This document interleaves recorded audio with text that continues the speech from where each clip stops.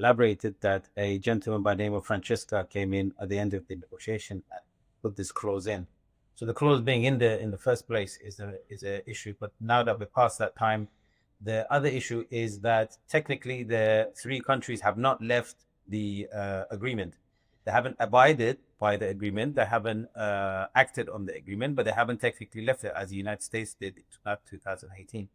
So Iran can argue on the argument of them not participating in JCPOA process. They have left it, but technically they haven't left it. So what arises now is the situation at the UN Security Council, where one of these countries or three of them may raise the issue of the snapback, and unless the Security Council, and that's the clause, the Security Council passes a resolution which way they want, because these three countries and the United States are one side, and then you have Russia and China on the other, for the sanctions not to be removed, they'll after 30 days will be removed.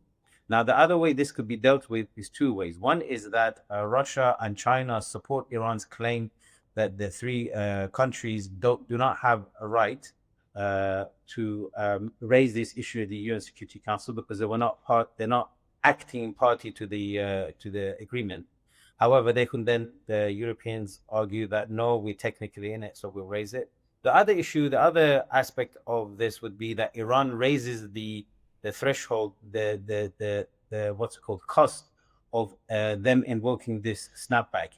And what I mean by that would be Iran putting pressure through the Persian Gulf, Strait of Hormuz, on countries that are supporting this snapback.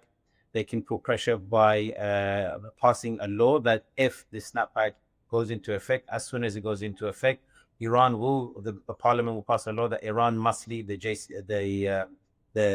NPT, so they're not party to the investigation of the IAEA in Iran's nuclear facilities. And it could be Iran putting pressure on the European powers and the United States through other means, be it in West Asia or other parts of the world, so that they know that Iran is not constantly on the defensive, but has gone on the offensive and has put pressure that this snapback should not be implemented.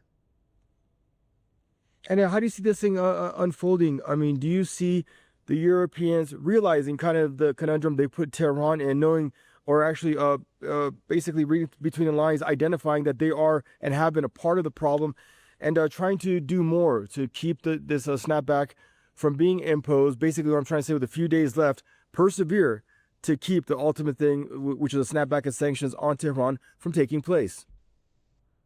The thing is, they have until I believe it's October. They don't have long to use this weapon against Iran, and so that's why it's been hanging over Iran's head like a sword for the past 2, 3, 4 months. If you remember, they keep saying we're going to bring the snapback, we're going to start this process, but they haven't. They're trying to force Iran in some kind of a weak position of negotiation. So Iran is trying to drag it out until the snapback mechanism comes out of expires in October, but they trying to use it to put pressure on Iran. And I think Iran should make them realize that Iran is happy to fight the bullet as such, if that means it will be on the offensive and it will force them to be on the defensive. Because at the moment they're using this mechanism, and in Australia creating anti-Semitism lies, and other places trying to put Iran on the defenses on different places. So Iran actually needs to go further and put the pressure back on the Europeans that if this happens, it would be more detrimental to you than it would be to us. And really quick, before we let you go, Reza, what do they exactly want from the Islamic Republic? Do they want the cameras and the access and the same level of transparency that they were afforded under the JCPOA? And if so, would that be fair, Reza? No, I think if Iran allows the NPT and the inspection to come back, this snapback will be used for another occasion on something else. I think they want what Donald Trump stated in his tweet. They want complete surrender of Iran and Iran to accept Israel as a legitimate state. And that. All right, but stay safe. Always a pleasure, Reza. Out of London, Mr. Reza Bidad, joining us.